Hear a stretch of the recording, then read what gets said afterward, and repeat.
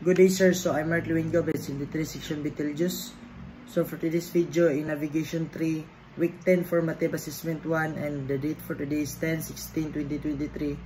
Distinguish the different types of sailing. And the different types of sailing are the Mercator sailing, parallel sailing, and plain sailing. All three methods are based on the principle of spherical trigonometry.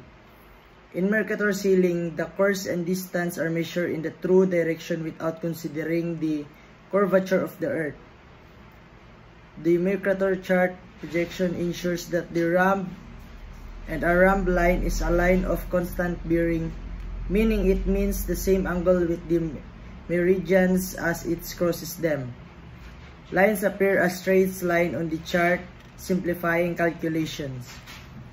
And in parallel sailing is a type of sailing that assumes a constant latitude during voyage. And this method, the course and distance are measured along parallel circle of latitude rather than great circles. And the simplification makes calculation easier but introduces error for longer distance and closer to the poles. Next one is the plain sailing. And plain sailing is the most basic and straightforward method. It assumes a flat, plain surface for the Earth's surface, ignoring the Earth's curvature entirely. It is only suitable for short distance and relatively small areas. And this method involves treating the Earth's surface as flat and plain and using straightforward trigonometry to calculate distance, courses, and the positions. And for the last one is the Mercator sailing.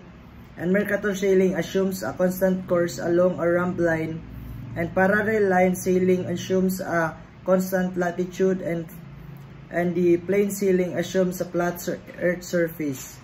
While Mercator sailing is more accurate for longer voyages. Parallel sailing and a plain sailing are simpler methods used for shorter distance. So that's all for my activity in Nav 3R Week 10 Formative Assessment 1, sir. Thank you.